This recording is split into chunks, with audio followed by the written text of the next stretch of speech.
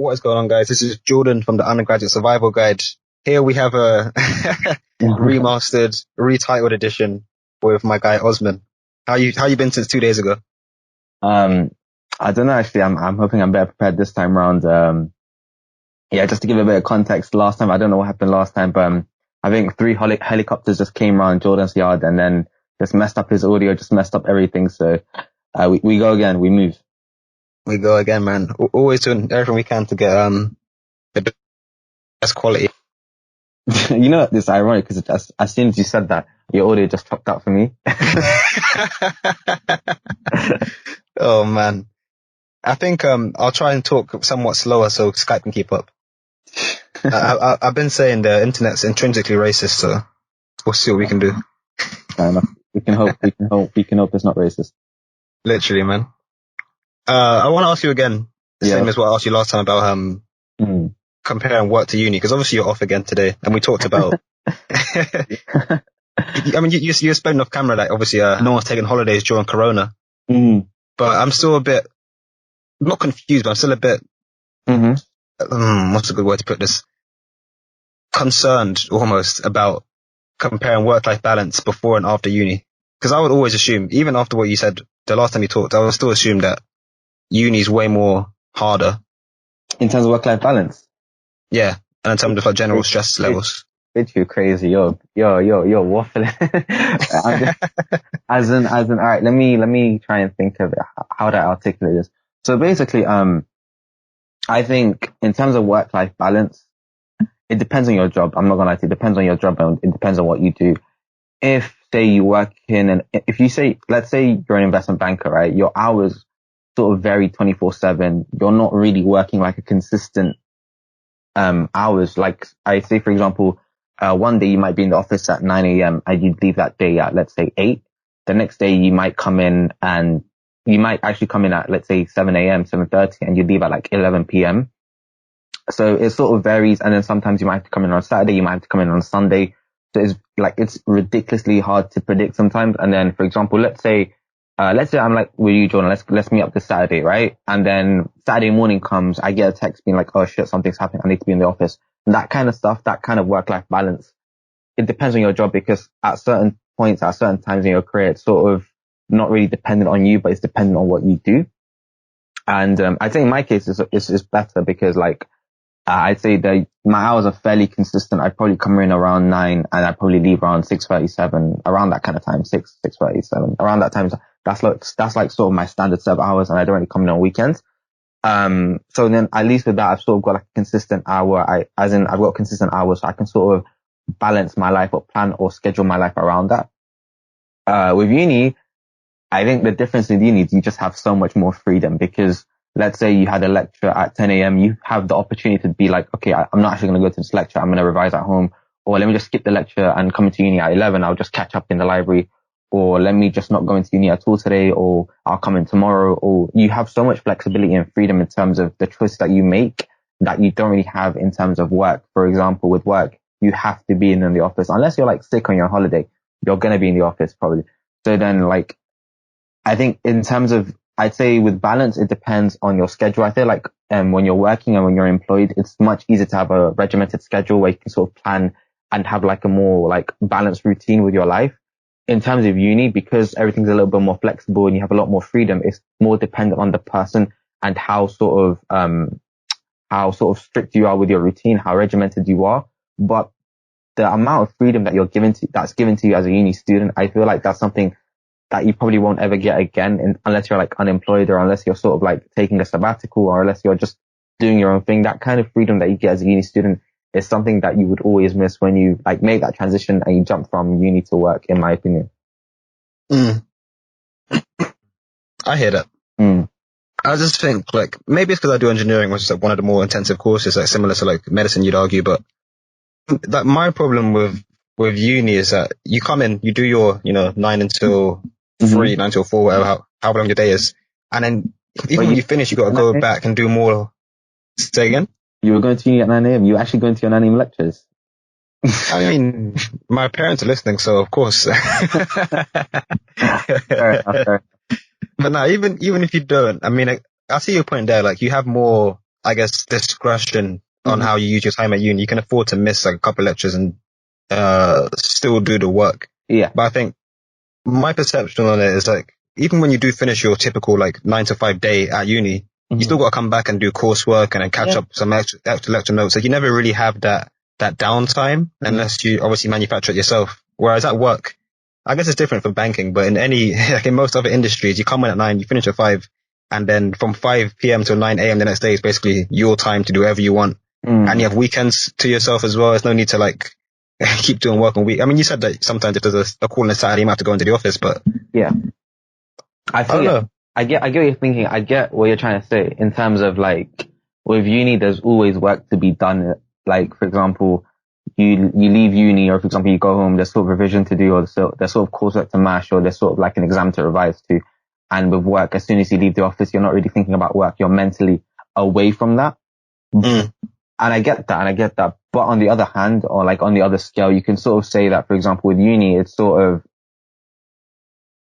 of dependent on you as a person. That's the big change. That's the game changer here, right?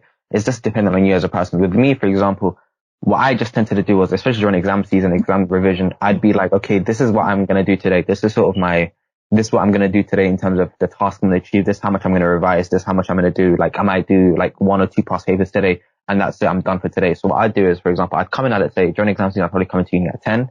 I'd mash my work. I'd get my exam questions done. I'd get my, like, maybe I said, let me revise over these 2 chapters today, and I'm done. So when I'm done, I'm just like, all right, cool, I've done it today. Let's say if I finish at 2 p.m., I'm going to leave at 2 p.m. If it takes me till 6 p.m., I'll leave at 6 p.m. If it takes me until 8 p.m., I'll stay till 8 p.m. to just get the list of things that I wanted to do for that day done. But as soon as I get that stuff done, I can just leave. And as soon as I left uni, I didn't care about my uni work, because I was like, I did what I needed to do today, and I'll continue what I need to do tomorrow. Like, I think it's just dependent on you as a person, rather than like with work, for example. Obviously you might get stressed out about work, and you might be thinking about, things that you need to do, or like, for example, if there's work that you might think is not up to standard, that might like always be continuously on your mind. But at least with work, when you leave the office, you're not really expected to do more work, or you're not really doing more work anyway. But I think it's just about being more sort of regimented. It's sort of being a bit more strict and being a bit more honest with yourself as a uni student. And I think that's just because you have so much more freedom to yourself. Like, do not underestimate the freedom that you get as a uni student. Like, for example, if you wanted as a uni student, let's say it's January, you're like, fuck it, I'm going to go to Spain for a week. You can just do that. You don't need to sort of go to your uni and be like, oh, I'm going to go abroad for a week. They don't care. Like, it's not going to matter. At least with work, you have to ask your manager, you have to ask your team if you can take days off, or you can sort of, like, it's not just about you anymore. It's sort of about you and the team and the dynamic and what needs to be done for your projects, what needs to be done for your work. At least with uni, it's all on you. And that is a feeling that you can't replicate anywhere else. That's very true. I guess it comes down to whether you're comfortable, being given a structure, or if you're good enough to to manage your time yourself effectively. I think I'm definitely in the latter. Yeah, no, it takes, I'm not gonna lie, it does take time to adjust. I remember when I was in first year uni, so right before I joined uni, I started working at JD in Oxford Street. And that just took up very my time. I don't know why it took so much of my time. I don't know why I put so much effort into JD Sports. To this day, I'm still thinking, why the fuck did I do that?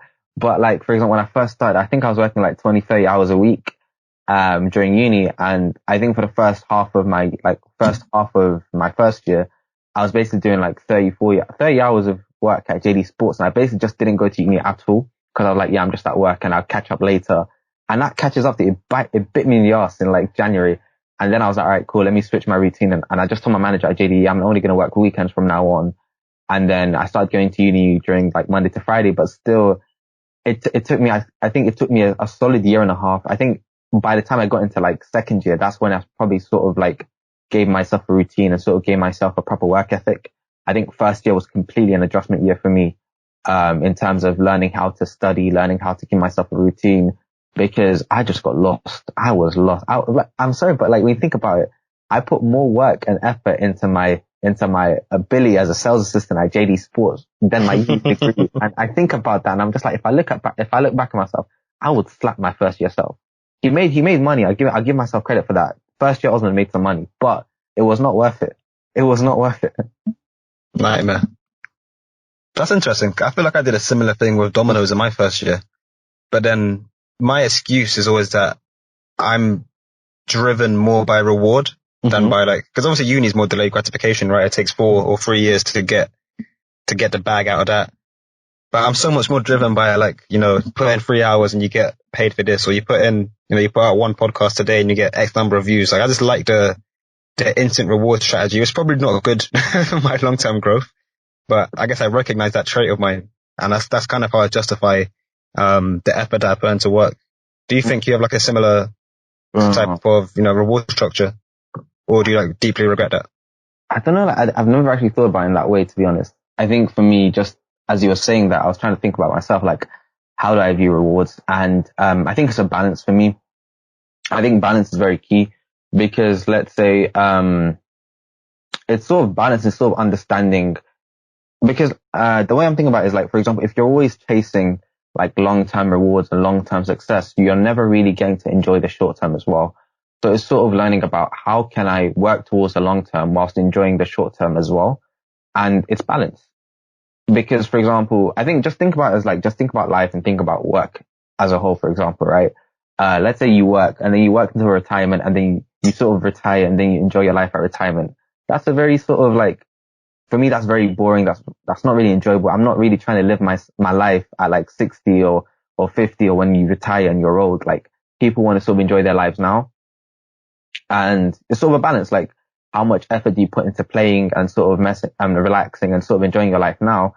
And how much work do you have to put in to sort of be able to relax and enjoy your life later as well? It's sort of getting that balance about, what do I need to do now to make sure that I enjoy my life or enjoy myself, or I reap the rewards of my work in the future, as well as whilst I'm like putting in the work to reap my rewards in the future, how can I also set aside time to get that instant reward that I want now as well? Like, it's a balance. Like, I don't think there's anything wrong or intrinsically wrong with wanting short-term rewards or short-term gratification, because it feels good. Like, you release a podcast, you get the views, you get the likes and the comments, it'll feel good. You go to work, and then the week after you get your money for that work, again, it will feel good. And like, you shouldn't be made bad, or you shouldn't feel bad for having that sort of system. It's just sort of how, like, recognizing that, how do you get a balance into ensuring that you're sort of understanding, whilst this is short term, how am I also working towards my long term? And whilst I am working towards the long term, like, it's not just about the long term. How can I also enjoy and sort of reap the rewards in the short term as well? Because I feel like whilst you're working towards the long term, and when you do it in a way that's right for you, you will also be enjoying and reaping the rewards in the short term as well. It's never going to be a thing where you're just constantly working, or you're constantly just viewing the long term outlook. You're sort of getting a short term sort of reward as well. I feel like I've just waffled for the past 5 minutes, but forgive me. I hope you understand. Nah, it's a great bit, man. I think a different way of articulating that is you're kind of saying that there's a intrinsic difference, I guess, between like physical reward and I guess emotional reward, or kind of like value, like depending on how your set of values. Wait, what the heck is physical reward? Like money, or like monetary reward, or yeah. I was thinking, like, what's physical? I'm sorry, I mentally just bugged out. I mentally just bugged out. Sorry.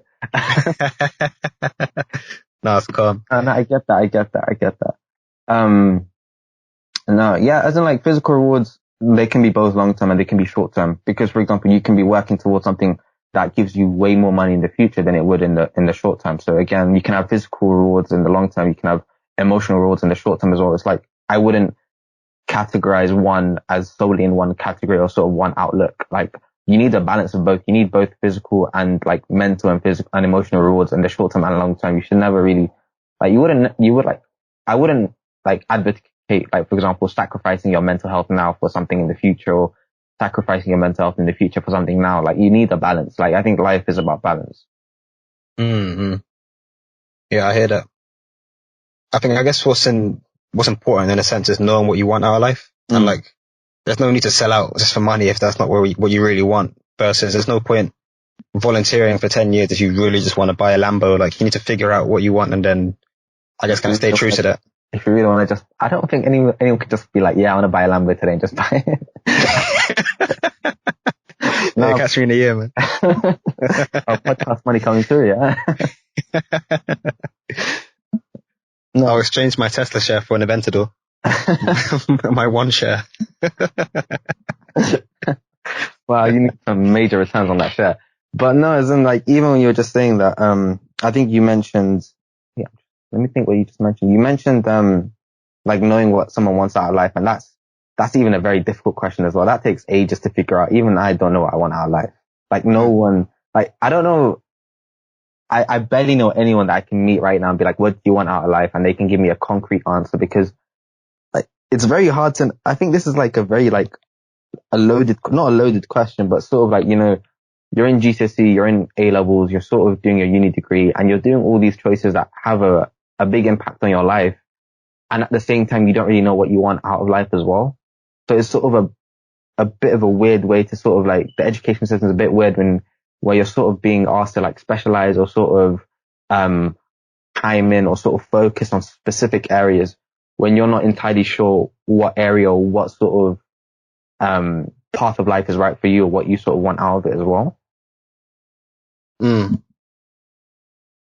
Yeah, that's true. It's interesting because like, I remember you talking a bit about your choice to choose physics on its own, and that, even that goes to show how like, you never really know where you're getting up until you get there.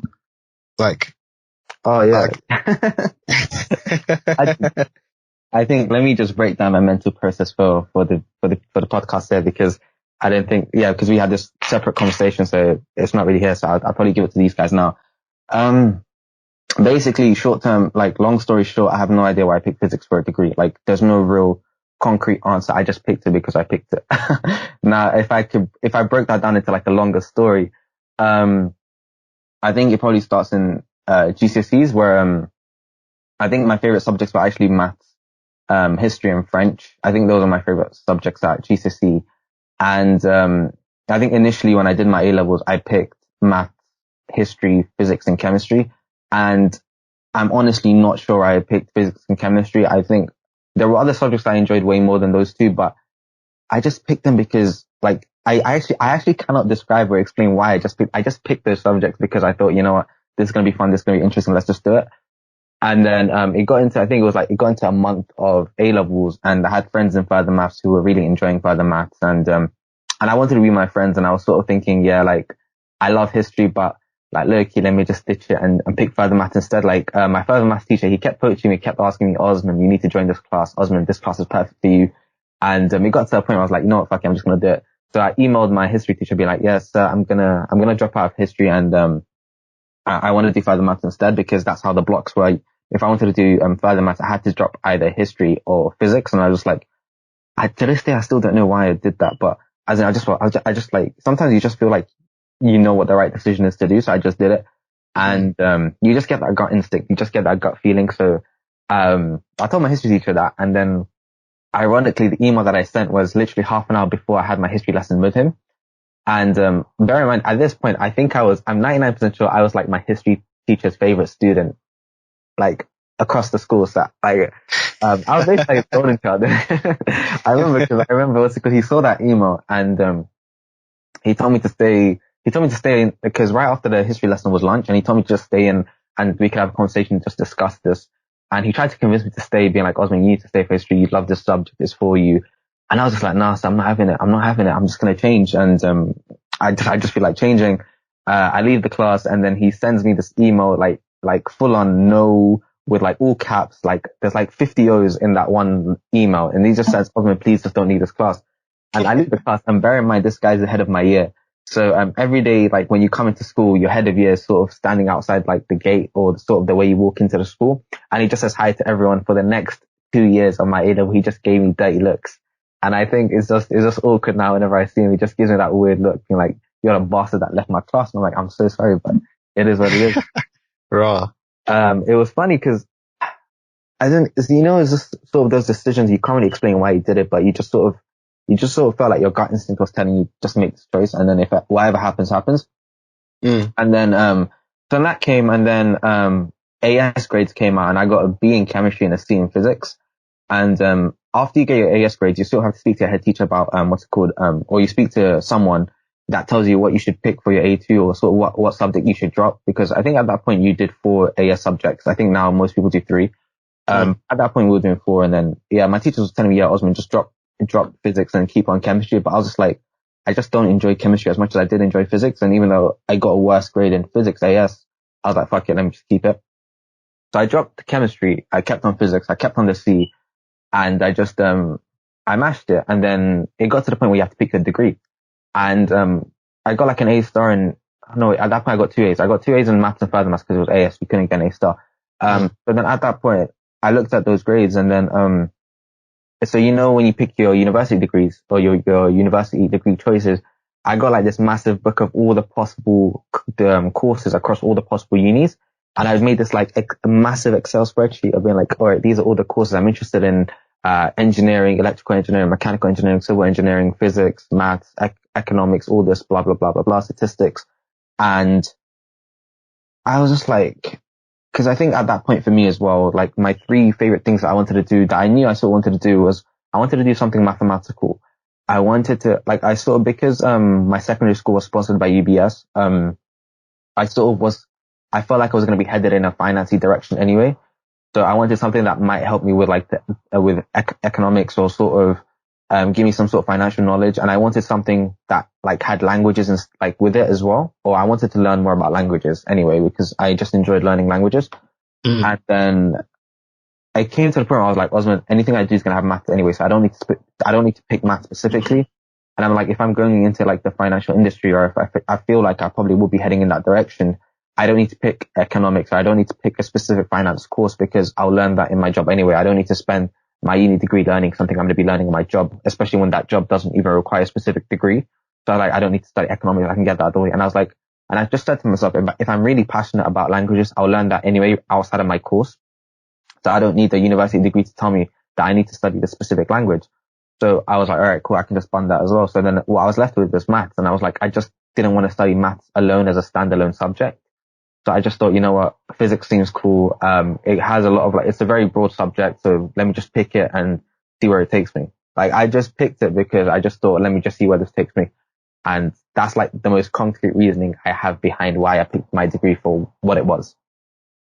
Mad. It's funny. Last time you said that, I kind of took it at face value and we moved on. But now that I'm listening to it properly, it's like, that very much mirrors my own experience. Like, I was so close to picking, either film studies or media. Cause I just love film. I'm like, you know what, let me pick something that's at least going to be fun instead of just doing 2 more years of maths. But then I sat down and I'm like, going back to like the physical reward versus emotional one. I'm like, do I really want to spend a year learning something that I like, or do I want to spend a year learning something that's going to get me paid?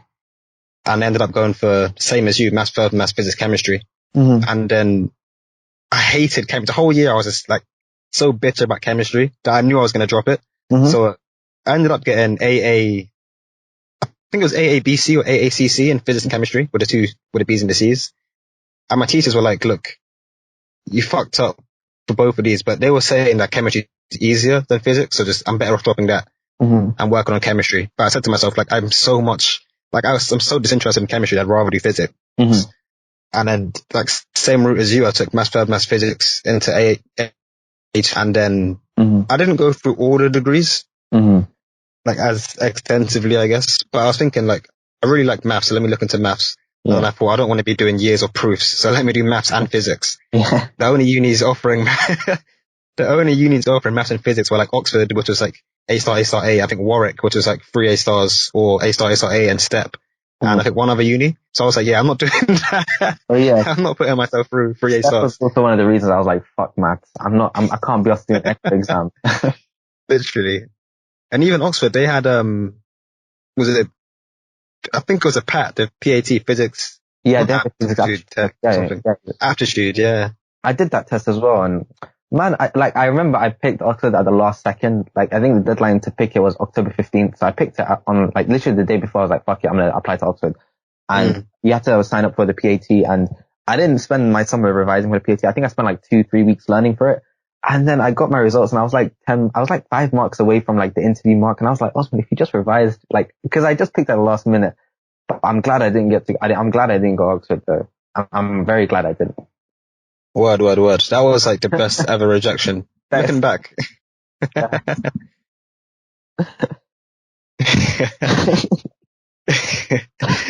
The thing is, obviously at the time, I'm like, oh no, I'm not going to go to a good uni. Like, I was so close to considering a gap year to come back and reapply. Oh, that would have been a bad decision, man. Yeah, yeah. Looking back, I'm so happy I didn't get into Oxford, man. Because let's say you took that year out just to apply for Oxford.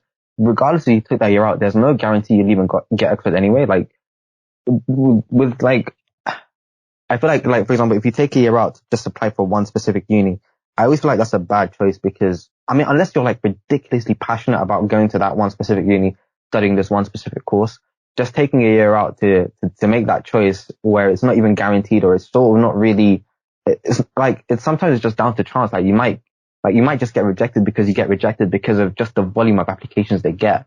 So sometimes, I don't know, I know of cases of people that do this and I'm just like, don't do that because it's just not worth it.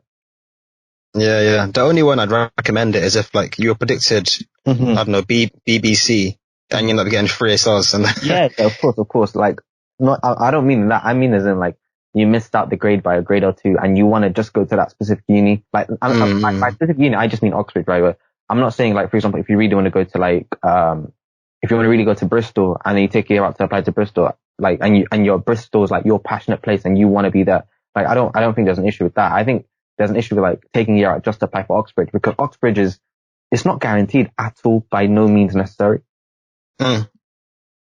and I feel like, I mean, obviously you got a take on this as well from UCL, but obviously Oxbridge is better in terms of the name is more known. Like if you compare it to football, they're like the Liverpool and Man Uniteds of the world, the biggest unis in the country. But like, I don't think they're substantially better than, you know, the Bristols or UCL. So even the London unis as a, I guess, conglomerate, for lack of a better word, but like, I don't think it's that substantial to go to Oxford versus like LSE, UCL, Bristol, that you need to take out a whole year of your life just to apply for it. I don't know what your take is on that.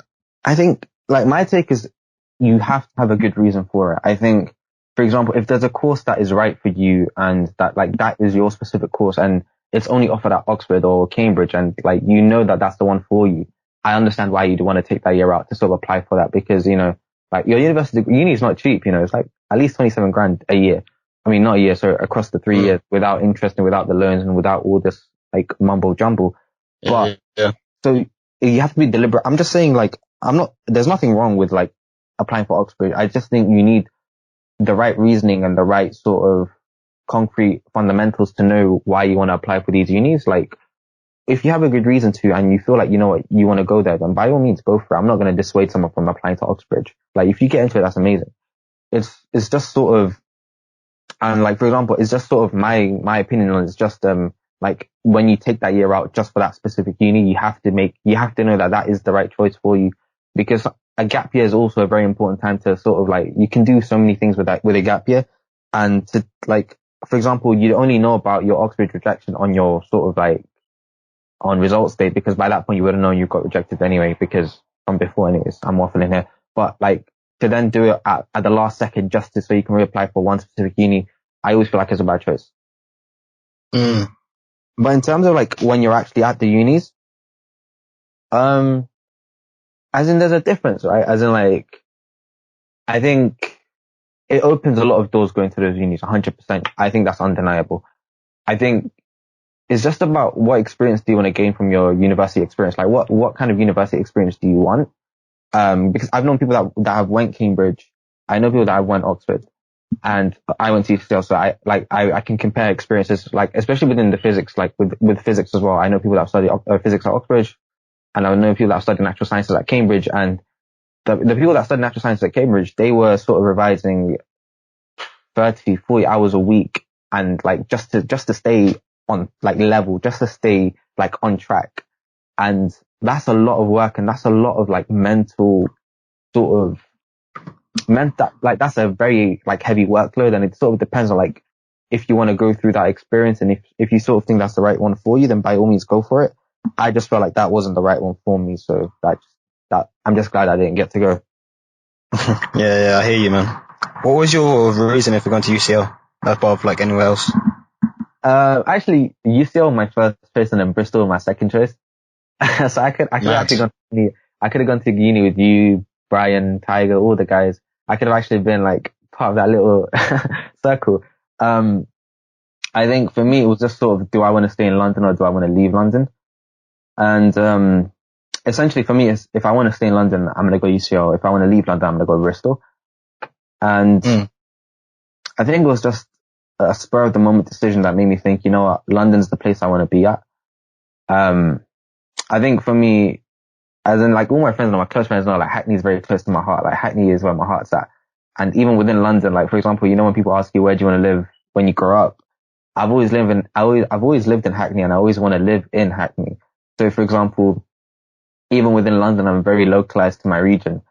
And I think just I'm so attached to London. I think it's probably a bad thing and I probably should just escape the city and probably explore just different areas within England, because for me, it's always been, if I'm not in London, I'm somewhere else outside of the UK. It's very London centric. And I know it's going to like just piss people off that don't like London or that are from other cities outside of London. So I apologize. I'm not saying like, for example, London's a better city than the other cities in the UK. I think they are, but I'm not going to say that, yeah, they undeniably are. Just in my opinion, it is based on the experience that I've had in other cities. But I think just for me, it's just, I just want to be in London. So I'm just going to go to UCL. And if I wasn't in London, I'd be abroad or I'd be somewhere else that isn't the UK. Man, I never realized you were such a patriot. I'm not a patriot. It's just, I don't know. You just get attached to home, innit? Yeah, I know what you mean. For me, like, I would have loved to stay in London. Mm-hmm. The only reason why I didn't is because I'd have to live at home. Mm. I feel like part of, how do I say this without getting in trouble? It's fine, I understand. Like the moving out experience is also a very sort of like unique experience as well. And it's sort of, it's a great learning curve. I think that's something I do regret though. Not regret, but just to have the experience of moving out. I know for me mentally, what I wanted to do was, like, for example, for me, if I wanted to move out, I wanted to move out permanently. I didn't want to be like a uni student that sort of moves out for uni and then when uni finishes, come back home. So for me, it's sort of like, I'd move out, but when I move out, it's sort of like me just permanently moving out. So then, like, that's why I didn't really have an issue with sort of like, cause I stayed at home for uni. So I didn't really mind that too, because like for me mentally, it was sort of thing like when I finish uni and I move out, it's sort of, I've just moved out. So it's not like I can see myself moving back in a couple of years time after my uni degree finishes as well. So I think that's what sort of like swayed me and sort of made me realize I didn't really care about living at home during uni, because like I liked living at home anyways. It wasn't sort of a negative thing for me anyways. I think for certain people, they need to move out for uni and they sort of like, they need to get away from home. And I understand why some people would. I just think for me, that wasn't as applicable. Mm-hmm. That's a very interesting take, because I know a lot of friends, including Brian, like when you do 3 years, 4 years at uni, you come home and it's like, I just want to get out. Like, yeah, 100%. You kind of get used to that independence. I think. Yeah, that's interesting to hear you say that. I guess you never really had that shock of like, having to do it all. Exactly. Like for me, for example, if I went to Bristol and I moved out for 3 years and then I came back home, I would hate it here. I promise you, I guarantee I would hate it. And that would make me more likely to then want to move out in a year or two. I haven't done that. So then I don't have that feeling. I don't have that like angst of wanting to leave out soon, but I know that I probably will do soon. So then when I do, it's sort of like a very permanent type thing rather than a temporary 3 year, 4 year move out for uni and then come back home. Yeah. Cause I guess then it's more, not more powerful, but it's like, it's more symbolic. Like you're actually a grown man now. You got your job, you got your life sorted out, and you're out. I don't think it's that. I don't think it's not really. I wouldn't class it like a symbolic thing. It's just sort of, I've just moved out. Like let's not make a bigger deal. I think it's a big deal, especially for parents, because it's like this is the first time where you yourself would have been out of home like for permanently. Yeah, that is true. I get that. I mean, for me, in my household, like there's 6 kids, right? So we all still live at home. So no one's actually moved out yet, but I think it's going to be a funky feeling when one of us does. Are you the oldest? No, I've got an older sister. So, I think she probably will be the first. Oh, man. I'm the oldest of 5, so I think it's a very similar thing. Mm-hmm. But I guarantee I'm going to be first. 100%. You just finished uni. Wait, no, you've got 1 more year left, don't you? 2. 2022, man. Yeah. You're definitely going to move out soon. Yeah, it's nuts. Mm-hmm. Moving out is a big thing. But like, it's interesting how you say you want to stay in Hackney. Like, I would have thought, I don't know. I guess maybe I'm just not too keen on my own area myself, but I don't know, like, I think it's just when you consider the other areas in London, I think this is just basically disclaimer, this is just my personal opinion, this is just my like train of thought. I'm just yeah, of course. as in I just gotta say it to people listening in it. As in I think for me it's just sort of I love what my area has to offer. I think in terms of like when I go around and I see the people in the area, when I go around and I can see like the different sort of places available. Like if I walk down the street, I'm in Shoreditch. If I walk down the other side of the street, I'm in London Fields. I'm in Dalston. Hackney Central's just down the road. I've got lots of family in the area. So it's sort of like, it's very convenient for what I need. And then sort of like the area, it's sort of like the area's improved over the past few, I think especially since the Olympics, there's been a lot of like development into property and sort of development into making the area a better place to be. But then because of that, we also have like some gentrification aspects as well. So then that also has an effect. But I think just overall, like in terms of what Hackney is and the area that it is and what it has to offer for me as a person, it matches it. That's why I'd always want to stay in Hackney. Like, I'm not going to say that I'm not saying it as in like Hackney's the best place in London, period. It's sort of like for my needs and for what I want as a person and what I want out of my area, Hackney sort of just matches it. Would you say like, because you were born here, right? Yeah. Yeah. Your parents weren't. Would you say London feels like home to you? It's the only home I've ever really had, you know, like I've never gone back to Somalia. I've never actually gone to Somalia. Funnily enough, I've never actually been to Africa, which always shocks people when I tell them that. They're always like super shocked. Mad. Yeah. As in like the only person that's been to like out of the kids, the only person that's been to Somalia out of the 6 kids that my parents have had is only one, which is like, my youngest brother. And what the hell? That's unexpected. no, as in, it's The sort youngest. of, yeah, it's sort of, I can't, like he was basically like a toddler when he happened. So he can barely remember anyways. So like none of us really remember what Somalia is like. None of us really know what it is like other than my parents. Like my dad goes back, I think once a year or once every 2 years now. But especially when we were growing up, you basically didn't want it, like the unrest in the area, the sort of, the troubles in the region, like it wasn't really a safe place to be. Even now, sometimes you can sort of say it's not really holistically, it's not a safe place to be in certain areas. I think the region that I'm from, at times it's safe, at times it's not. Sometimes as in for me, just personally, it's tough because, so for me, when I was in year 8, so my uncle went to visit Somalia. So then, he went to visit and, he was on the top floor, like he was in the house and then he was on like the top floor and then like out of nowhere, out of the blue, someone just shot him. Fucking hell. Yeah. And, yeah, so someone shot him and yeah, so like on that day, on that night, none of us really knew what was going on. And like, not even like, I don't know, like the bullet was silent. I don't know, like no one heard anything. So this was at night and, my auntie or my grandma, she goes up in the morning because he didn't come down for breakfast. And then she goes up to his room. He's on his bed, the bullet in his back, and the bed soaked with blood. And we find out the news in the morning. And I saw that and I remember that day. And because I wake up and I remember this day because at that time my uncle was abroad and my dad was abroad, but my dad was in Saudi Arabia at the time. And I remember my mom on the phone because she got the phone call. And immediately she gets the phone call. Like I remember the phone rings and I have like a heavy feeling. Like I feel something in my chest. I know that there's bad news coming. And like at the time, like I know my dad's abroad, right? And at the time I think something bad's happened to my dad. And I feel like something bad's happened to my dad. So then my mom picks up the phone and then she just starts screaming. Like she's screaming like manically, like you can hear the shrills in her voice. And we run. Like I was turning on the PS3 at the time because I was like, yeah, I'm gonna mash some FIFA today. I'm gonna bang, because this was a weekend. This was a Saturday. This was like the last week of some holidays right before school starts. And I was like, yeah, I'm gonna mash this game. Because I remember at that time FIFA was the only game I had on PS3, so that was the only game we played 24/7 throughout that summer. And I was like, what I used to do was I used to make like career mode games, and like I'd join a team in like League 2, and I'd get them all the way up to the Premier League and sort of mash that. And I was sort of really getting into it, and I turn on the PS3 and then I just hear the voice from my mum, and I'm just like, something's clicked, something's gone wrong. I run to my mum, we all run to mum, we all was like, what just happened then? And I find out my uncle died.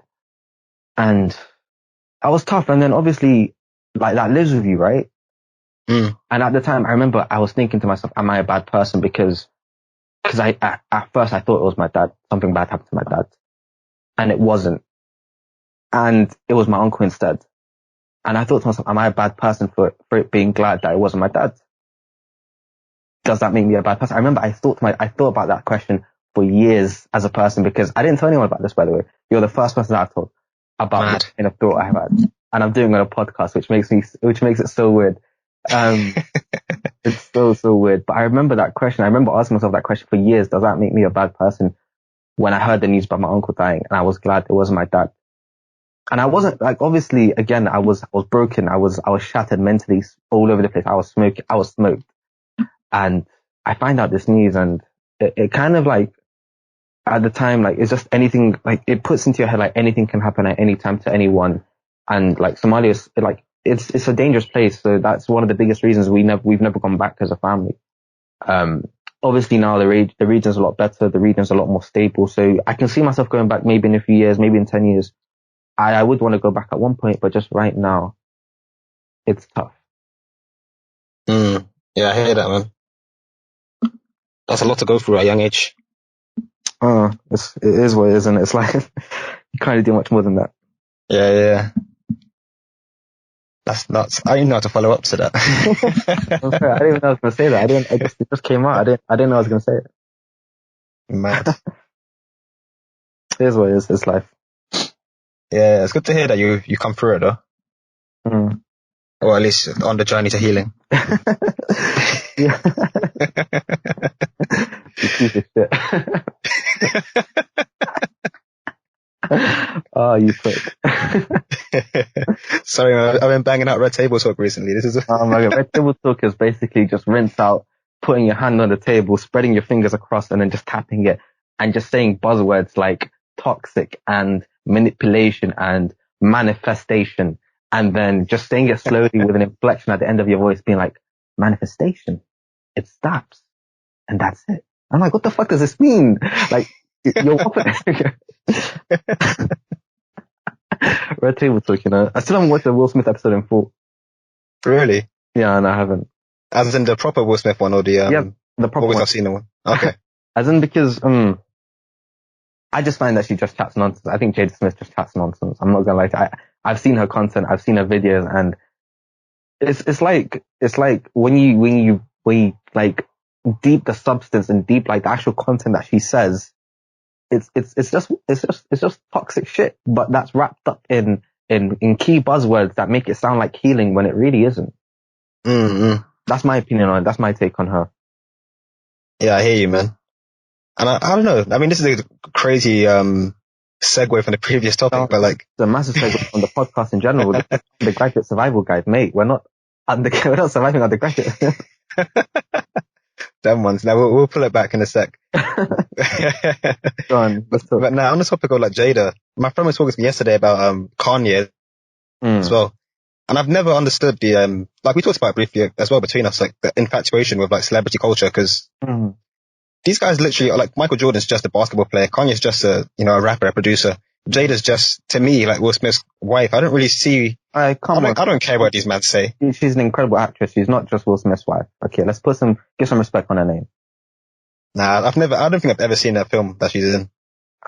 Have you ever watched Gotham? Nah. The TV show. She's in Gotham. She's really good in Gotham. Okay. I'll give her some credit for that. The only good DC product of the last like decade. Right. But nah, even excluding her, like a lot of these celebrities just are, like they are who they are. They're good at what they do. They're people. They have no intrinsic value. Yeah. As in, I think that we had this conversation before. I think, was it last week or something? Well, I don't like the fact that we sort of not worship, but like idolize celebrities, and we sort of see them as higher than like normal people are. I get that because they have like a massive public platform. Their voice can reach millions potentially. Like they're heard everywhere. So they sort of have that ability to make an impact, which they do. But I think because we see them as these people that have this platform, have this reach to sort of reach millions of people, we always sort of like look for them to be better than we are. And we sort of just, I don't know, I think it dehumanizes celebrities. It dehumanizes like they're just people at the end of the day because they can have mistakes. They're not perfect. So when we're shocked with Kanye and his, sort of, I'm not going to call it outrage, but sort of like his speech and sort of what he says, I'm not really shocked by it because at the end of the day, Kanye is a man that has mental health issues. He has bipolar disorder, and he struggles a lot. Like he lost his mum at an early age, and he's been struggling with it ever since. I know he's released incredible music, and his music is legendary. He's got a fantastic fashion line. He's a really famous person. He's a billionaire and so on. But break it down, he's just a man, and he has mental health issues. And we sort of mock him. We sort of say, oh yeah, like blah blah blah, Kanye. We make memes out of it. But at the end of the day, he's just a man. Like if we knew a guy that, like for example, if we knew a guy down the street that had bipolar disorder, again on that same level, we wouldn't be making sort of memes. We wouldn't be sort of shocked at the fact that like he might say some stuff, or like I think because we see them to be like, we always want them to be. I don't know. I don't know. Just my opinion. I might just be waffling now, so I apologize just in case. But as in, because we always see celebrities or idols to be better than we are, we sort of always like their faults, their good stuff. It's always magnified, and we're ignorant to the fact that they can make mistakes. We're ignorant to the fact that they're not perfect human beings. Mm-hmm.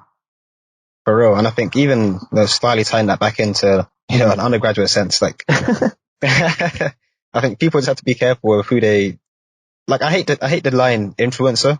Like, I get it, you're a celebrity because you're known by like X amount of people, but I don't understand how you value influence based on like the what's the word for it? Like the arbitrary lines of what they've, the credibility they've given or like given themselves through some sort of art. I've never really understood how they become, influencers. I'm doing air gestures in real life, but quote unquote influencers.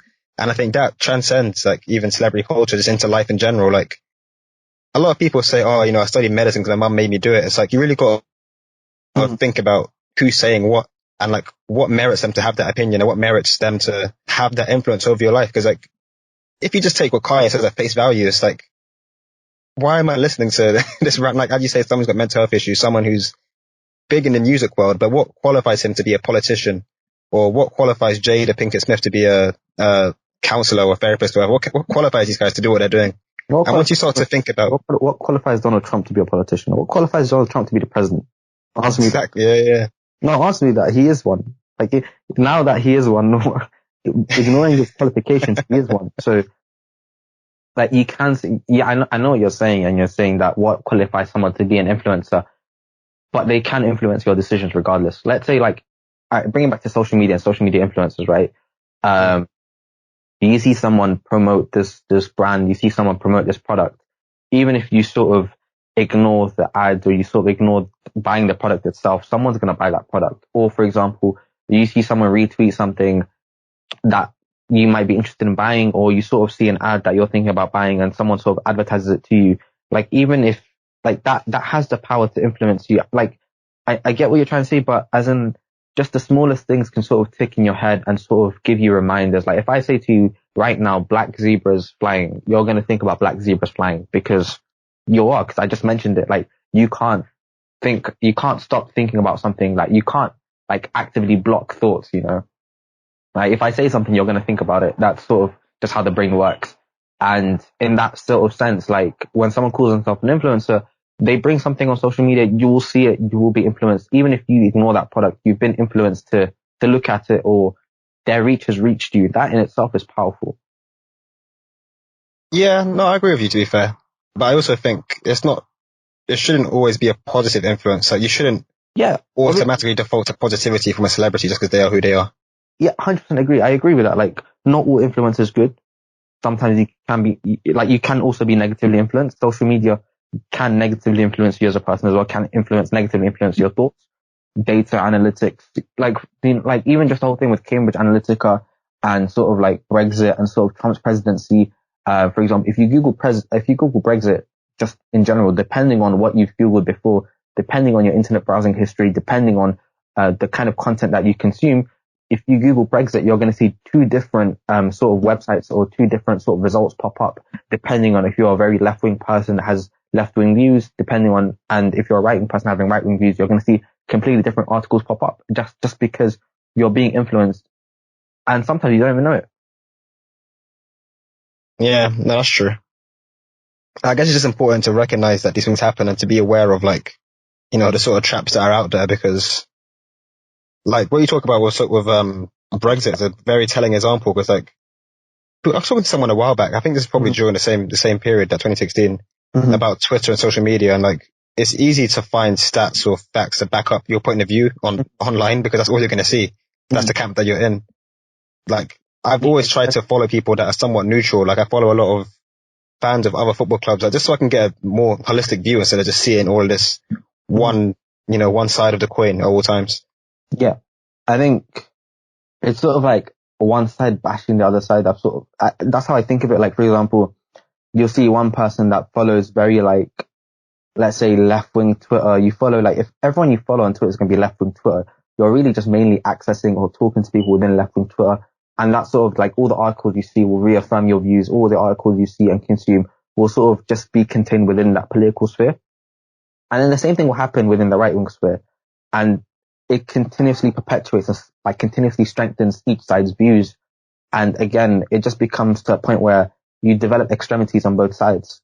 And like the middle ground, and then eventually it just sort of becomes like, once there is an interaction between these two extremities, it's toxic. It's not really sort of, we're trying to reach a solution, because you've already, like, in your head, because of the articles you've consumed, because of the data you've consumed, the solution is already presented to you, and you've already, like, created the solution in your mind already. So what you think is already correct and what the other side believes is already incorrect. Like, I can be guilty of that too. Like, obviously, and then obviously there are certain things. I'm not going to say, like, for example, oh yeah, the left wing say stuff that, like, we all know is true, but then, like, it can be argued upon. Like, I know, for example, let's talk about, like, for example, if we talk about Black Lives Matter, like, one side will be like, all lives matter, and one side will be Black Lives Matter. Obviously, like, I'm not going to really defend and be like, yeah, guys, all lives matter. We can argue for this. I'm not, like, you can't. Like, you really can't. So, yeah. There are certain things that obviously are sort of indefensible in my opinion. But it is what it is. I don't really know how to delve deeper into it. I'm not as articulate as I hoped I'd be, so. We move. Nah, it's all good, man. It's all good. I think, like, one final point on that is that people need to understand the difference, I guess, between criticism and hate.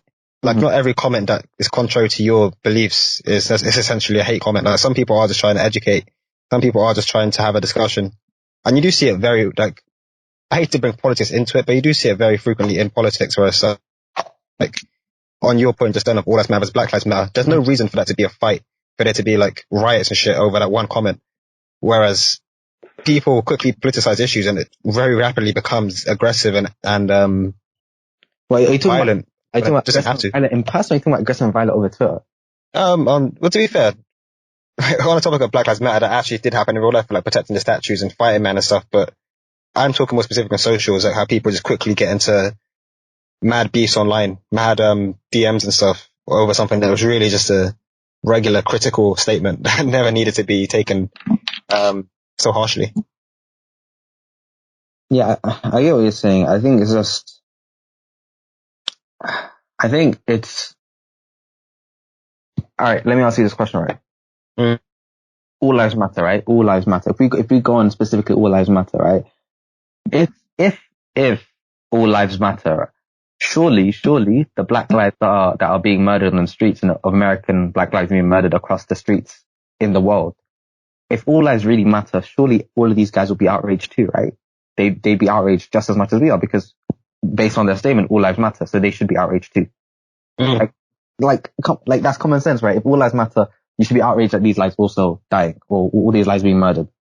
But they're not, because I think it's not, in certain situations, in certain circumstances, it's not necessarily about defending or critiquing another side. It's sort of creating conflict because you want conflict, because you have deeper views that you want to extract. Because when you think about all lives matter, it's racist. It's racist. Yeah.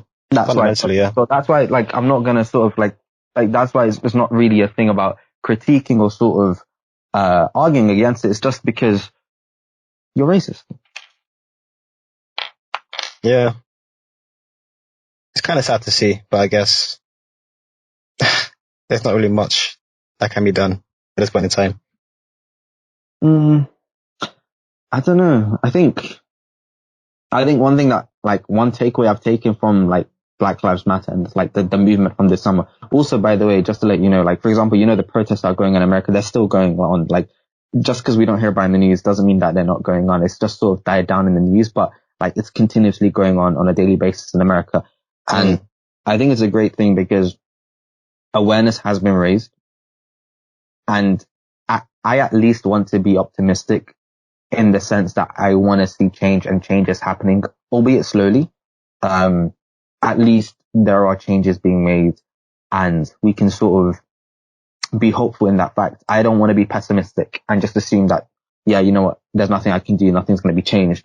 I at least want to be optimistic in the sense that, you know what, like, things are, like, there is momentum there, and how can I help keep this momentum going, and how can I help make the change go? As in, like, for example, because let's say with my mentality about, yeah, you know what, it's just life. Like, for example, there's not much more I can do as a person. If everyone thought like that, then, you know, the momentum will slowly, like, slow down, and, like, we wouldn't really make progress. But I think as a person, you just have to be optimistic and just keep pushing. Yeah, for sure. I think my interpretation on, like, racism, I mean, I'll try and be concise, because obviously this isn't the platform for for in-depth debate, but I think I very much see it as, like I explained the other day, I kind of see racism as like a World War Zero, because it's so much bigger than just black and white, or, you know, white on Asian, or like, racism is an actual thing that is a worldwide issue that has to be dealt with. It's, you know, way beyond politics, way beyond social, like, it's an actual prominent thing that goes on. Yeah. The way I see it is like I see it the same way as, like, a typical war. You have, like, your generals, you have your captains, your this, your that, and your troops. I think the troops are like the social media warriors, or the black square stuff. They kind of just do their part. But we really need actual, you know, generals, actual leaders within the black community ourselves to designate people to target one war at a time, like one battle at a time. Sorry, like, police brutality is one thing. I think, like, we'll touch on this in a second anyway, but, like, institutional racism, getting access into these different industries like finance and stuff that we talk about as well.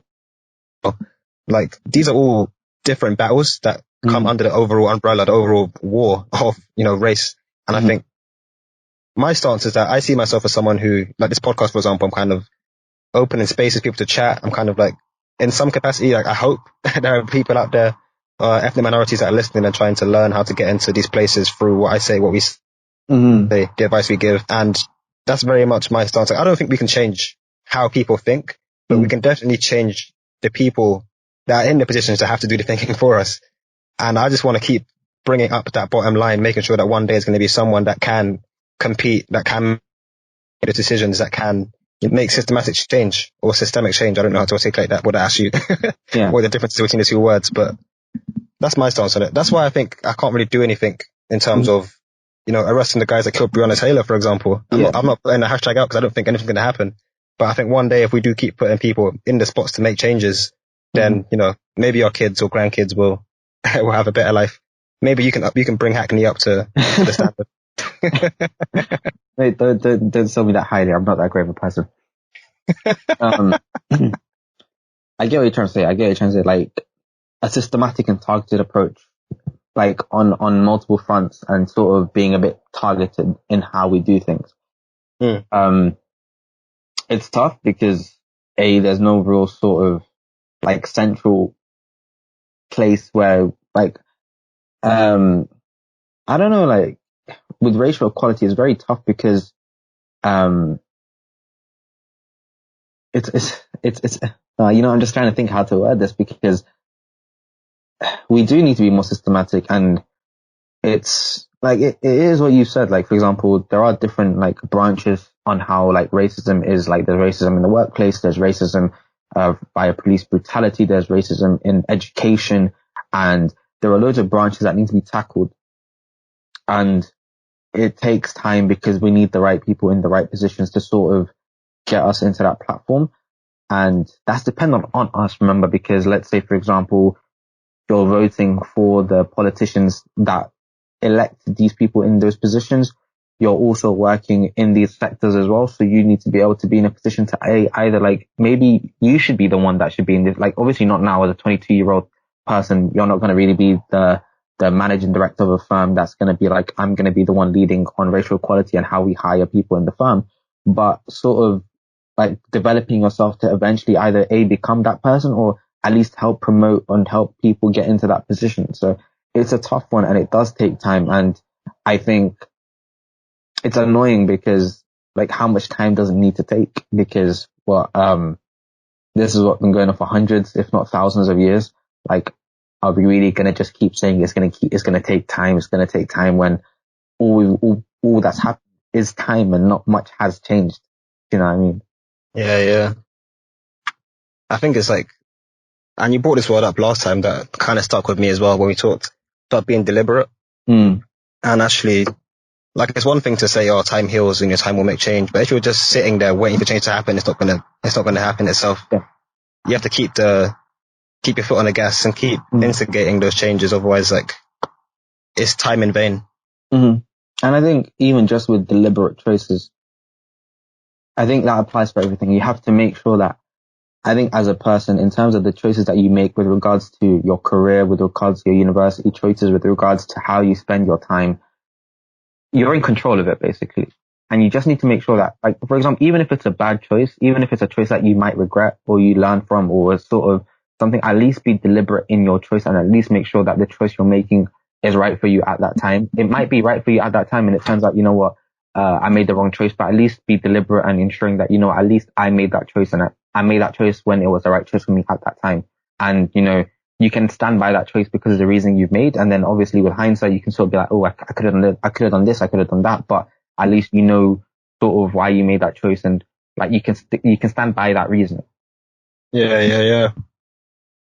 I think tying that all together, do you feel like your, I guess, perspectives and your, you know, life experiences to date have influenced the way you've gone about, you know, applying to jobs, or like, I guess, progressing in your job, and I guess university as well in some capacity?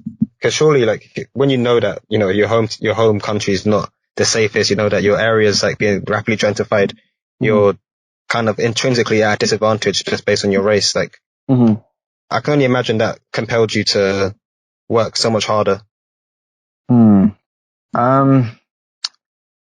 You know, I think I mentioned this to you before, but like my mentality and working hard it's always been the same. It's always been consistent. And I think I can link it back to being deliberate in your choices, in the fact that for me, I try and live my life in the mentality of not having a regret.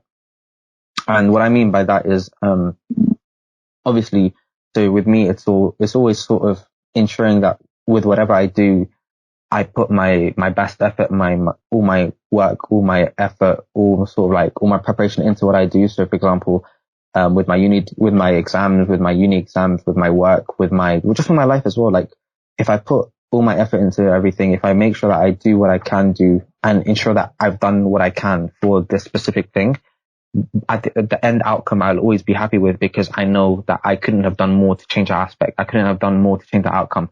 Let's say, for example, I do an exam and I get a C, but I know I put all my hardest work into getting that C. I'm going to be happy with that C because I know I couldn't have put more work into getting above a C. So if I put all my work into it, I know I couldn't have done more. So I'm going to be happy with it. And for me, it's ensuring that how can I then make all my choices, and how can I make all my outcomes, how can I be happy with all my outcomes and be happy with all my choices? Because I know that I've put all my work and all my effort and sort of, I have done what I can for this. So then whatever happens, I know I've done the best that I could. And for that reason, I'll be happy with it. I do that with my uni degree. I do that with my work, and I ensure that, for example, I just make sure that I don't want to leave with the thought that I have regrets. So I know that, for example, I could have done better here, or I could have done more here, or I should have done this and I should have done that. I don't like that mentality. For me, it's at least, okay, if something didn't go as well, I can be like, all right, I can learn from this and do this instead. But it's not a mentality of I should have done this at that time. It's sort of, I can learn from this and put this in a different scenario, a different environment. But I never want to be in a position where I think to myself, I should have done this or I could have done this more, because I at least want to be in a position where with whatever I do, I'm always happy with the outcome because I put my work into it. I walk for at least 5 minutes straight. I'm sorry again, I keep waffling, but like that's basically what I try and do. And that's perfect, man. That's why we're here for 90 minutes. So you can just hear me waffle and ramble. That's the one. That's the one. That's a great time to plug my clips channel where we try and cut out some of that waffle. Oh, I appreciate that. For the culture, bro. I think the first time we talked on this topic was in relation to competition, right? You were saying that you appreciate if guys try and compete with you if it brings out the best of them, but you're just happy to do the best you can. Yeah. So just to give some context to the people listening, Jordan asked me what I thought about competition, and I told him I didn't care about competition because for me, it was always sort of doing the best that I could. It was never really sort of me comparing myself to others and ensuring that my position is dependent on how relative I am to other people. It's always sort of been, if I do the best that I can, I'm always going to be happy regardless if I'm first or I'm last. As long as I did the best that I could, I will be happy. And that's always been a mentality for me. But I know that mentality is not the same for other people. Some other people sort of want to be above you. Some people push themselves because of me. So some people would push themselves because of yourself. And I'm not going to put them down because of that. So, for example, if someone, let's say in class, someone wants to get a better grade than you and you're sort of like their motivation to doing that, I will let myself be their competition. I will be competition for them to push them to do better, because like at least my friends are doing better because of me. At least I'm helping them push themselves harder and work harder. But for me, it's never been my motivation, then been the people around me to push them myself because of them. I've always been pushing myself to be the best that I could. So if I'm the best that I can and I'm putting the hardest work that I can for myself, I know that, for example, the people around me that use me as competition or sort of use me as motivation, I am also pushing them forward because of my work. So it's always about how can I help the people around me and how can I help myself. But I've never liked comparing myself with other people, because say, for example, I base myself on how smart I am. There will be someone smarter than me, 100%. And eventually, like, I could be the smartest in my class. There'll be someone smarter than me in my school. If I'm the smartest in my school, there'll be someone smarter than me in the country or the city or the world. Like, there will always be someone better than you at one aspect that you think you're good at. Unless you're Cristiano Ronaldo, which you're probably not. And in which case, if Cristiano Ronaldo's listening to this, hit me up. My Instagram's down below. But yeah, just like in that case, like it's very rare to be the best in the world. Like you're one in 7-8 billion, which is ridiculously rare. So you will always meet someone that's going to be better than you at one aspect. So for me, like comparing myself to other people and basing my self-worth on that wasn't really a route that I wanted to take. So it was sort of just, as long as I do the best that I can for myself, I'll always be happy with myself. I hear that, man. And I think Brian had an interesting take on that as well from, I think, was it Outliers? He also talks about these different books that he's reading. And it's like, there's always someone that, even the people that are doing better than you, there's always an outlier that had a crazy set of circumstances. Like maybe you didn't get into Oxford even though you got 3 stars, but there was one guy who had like 20 billion pounds and knows the senior faculty member and all this stuff. But there's always someone who has an advantage, even environmentally, let alone their, individual skill set. Like if you're always comparing to someone else, you're never going to win that battle. And I think you said that you put that very well. Yeah. In what you said as well. Like, it's more about being better than yourself. Yeah. I'm going to link this to J. Cole because J. Cole the GOAT. Come on. Because I remember him saying, like, for example, like if you base your self-worth on materialistic goods as well, for example, if you base it on, let's say, trying to get your first million, as soon as you get your first million, you're not going to be like, all right, I'm there, I'm happy now. You're still going to want to chase your next million. And after you get that, you're going to be sort of chasing the next million. And say, for example, it's not £1 million. Say you're chasing a car. Once you want this dream car, you're going to once you reach that dream car, it's not like you're going to be eternally happy. You're sort of going to be chasing another car. Or for example, if you have one house, maybe you want another house, or you're sort of continuously chasing and continuously moving in that direction, and you're sort of never really satisfied in that aspect, in my opinion. And you sort of need to base your happiness and your self-worth in the things that are sort of the intangibles, you know, like your friends, your family, your relationships, like as in like the things that truly make you happy. I'm not saying like some people's family aren't like the best. That's fair. That happens too. That's a fact. You know, it's sort of just being in an environment that's good for you, that's happy for you, and like 100% you will never always be happy. That's never a sort of thing. It's always about like, you know, happiness is sort of a peak, and it sort of goes up in peaks, and then you've got the troughs with it as well. And it's sort of ensuring that you're in that, you're always sort of like aiming for that middle point, that sort of point of like, of contentment rather than happiness. You're sort of in that middle ground where you're sort of, not that middle ground, that bit above the middle ground, but just a bit below the peak. So you're always sort of in that stability region. That's always the way I've thought about like being happy and sort of being satisfied. And it's just contentment. Mm-hmm. Yeah, I wrote that. That kind of makes me want to retract my point before on, you know, physical reward versus emotional reward, because like when you think of cars and houses and all this materialistic stuff, that's all literally you're driven by the physical reward of having this fancy car, but fundamentally it does always come down to like what I don't want to say impact. I don't really like the word impact, but you know, what have you actually done? What have you actually stood for? When you like, someone said it to me a while back, and it's like, I think like your gravestone quote or something, like what's going to be on your gravestone, what are people going to remember you by? And that's always something that drives me, like what am I going to be remembered by? Because I hope it's not, you know, buying a Tesla at 22. That can be lit. That'll be kind of lit though still. Imagine on your team something just says, bought a Tesla at 22, bought a Lambo at 24. That's him. No, I feel you, but I think just deeper than like your sort of gravestone quote, it's sort of like impact on the world is sort of like I think that's sort of a bit of a self-gratifying type thing. It's not really about your impact on the world. For me, it's sort of been like the impact on the people around you, you know, like, and I'm not saying this in the instance where you pass away. I'm thinking of it just in a daily basis. Like, do you have a positive impact or a positive relationship with the people around you? Do you push your friends and do you push your family to be better because you're around? Like, do you help them become better people? Do they help you become better people or better person? Sorry. Like, how does that work and how does that dynamic function? And if it doesn't, then that's something you need to consider. But I think it's just about like on a daily basis, like how am I helping the people? Not like, I don't think you need to be obligated to continuously help the people around you as well. That's not something that's obligatory upon you, but it's sort of like, do you have a positive impact on the people around you? Like, are they better people? Are they happier? Are they sort of functioning better in life? Are they happy all around sort of type thing where like, it's tough to sort of like determine this, but it's sort of just, are you in the right environment for yourself? I'm waffling. I'm sorry. Like, I can just tell the past 1.5 hours have been complete mumbo jumbo for myself. And for that, I apologize. Them ones. I'll probably make a transcript and then get someone to voice over the useful bits. It always is, man. It's always me, man. It's always me. That's good, man. You didn't have the same issues with Ayo and Brian and Ash. And it's just me, man. I'm sorry. Nah, this is a good one still. I'm not gonna lie. Ayo's different. Ayo's like the most concise, articulate guy in the world. It's annoying. I hate talking to him. I just feel like an idiot. It's like, for fuck's sakes, man.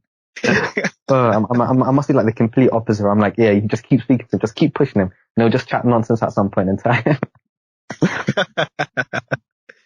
Very much like, you know how guys say Mustafi's got a mistake in him? Who? Sorry. Guys like Mustafi who have a mistake in him. Oh, that's me, man. That's me, man. I'm the Mustafi of the team. Unless I think at least with football, at least I'm like happy with what I can say. Like, I can at least back my stuff up, and I'm a lot more deliberate with what I say. At least like for the past hour, I've sort of been just going with the flow. But with football, I can at least be way more deliberate in terms of the things that I say. That's the one thing I'm confident on. That's the one thing. We'll have a look at HT episode 7. See what the scene is saying. I was good in that episode, and I performed well. That was one of my better games. So Yeah, feel free to listen. I'll put the link down below. HTC is a good time. I think, now that we started it, I start to value university a lot more because it's like the people you meet really are fucking like crazy, man. Yeah, 100%. I've always come into the mentality where, for example, if you go into uni and you leave uni with just a 2-1 or a first or a 2-2, if all you can say you left with uni was just that grade on a piece of paper, you've wasted your time. I think the university experience is more than just going to uni, attending the courses and getting that degree out of it. It's sort of what comes with that degree in terms of, the people you meet. I think one thing that uni is incredible for is a network that you create, and, you can meet so many like-minded individuals, that people are like you, and you can sort of expand your sort of horizons. I think uni is incredible for that, and I think that's why people should use that to sort of expand themselves. And if you leave with just a 2-1 or a first, you've wasted your time. You need to be able to come out with some sort of tangible and intangible factors and elements that sort of, have made you into a better person, have expanded your horizons, you've tried new things, and you can sort of say you've developed as a person. For sure. And I think to give some context to the HET point, that's our other podcast that me, Osman, do together with a bunch of other guys, Halftime Tangerines. Cause I clocked no one's going to know what HET stands for just off the bat. But no, I completely agree. Uni is way more than what it should be, at least way more than just your degree on its own. And I think Ayo talked about this a lot on his podcast that I didn't really appreciate until this year as well. There's things like, societies, even things like talking to your personal tutor or talking to your lecturers that most people kind of just see them as teachers, in school, which is a regular teacher. In uni, these guys are literally proper researchers. These are your professors that are, depending on where you go, I don't know the word for it, the creme de la creme, the top end of their research area of their field. And it's the people you meet there, as you've been talking about, people you meet in societies, in Bristol, for example, we have the chocolate society, the cheese society, all this random stuff that doesn't actually make sense. But it's meeting people that obviously have an extraordinary interest in chocolate for some reason, or your professors that have an extraordinary knowledge in, AI or robotics, whatever field you're into. The potential you have outside of your degree is ridiculous. Not to mention, obviously it's a different experience for you for staying at home, but guys that were living out, having to be fair, you might have done this yourself as well, but being independent, all the cooking, the cleaning, the learning how to pay rent and pay bills, and so many lifelong skills that are going to take you way beyond your career. Even on a small level, one of my friends I was talking to, he was, I probably shouldn't be too specific because you know who he is, but I was talking to him the other day, and he lacks a lot of the social nuance, I guess, that you kind of build by going to lectures. He just never went outside. And it's you can kind of tell this guy is still somewhat 16 years old because you don't really understand what moist means and stuff like that. Fuck off. No, not you, just there's guys out there. I know, just yeah. I'll tell you off camera, but but now there's so much to learn at uni. And if you do come in and come out with just a 2-1 or a 2-2 or first, whatever, you've really fumbled the bag on that one because there's so much. I agree. I think one of the big experiences of uni that's changed me is joining the Somali Society at UCL. I think that was a really massive experience for me because I think before uni I was before uni I was the only Somali in my year group. I was the only Somali in my primary school, sort of, other than my family directly. And I just didn't know any, just in general. So then I think it was just cool to meet people that are sort of from a similar background as you, and you sort of it's nice to just meet people, and it's expanded my horizons in many different ways. And a lot of those guys from that society that I've met are one of my closest friends now. So it's opened myself to a new horizon that I never really explored before, and it's an amazing experience. Just I think just from one society, and then you can go to other societies and meet really incredible new people, and you can learn about different things. I think a lot of these people that you meet in these societies, let's say for example me, I was very lucky in the sense that my secondary school was sponsored by UBS, and I was exposed to the financial industry from a very, very early age.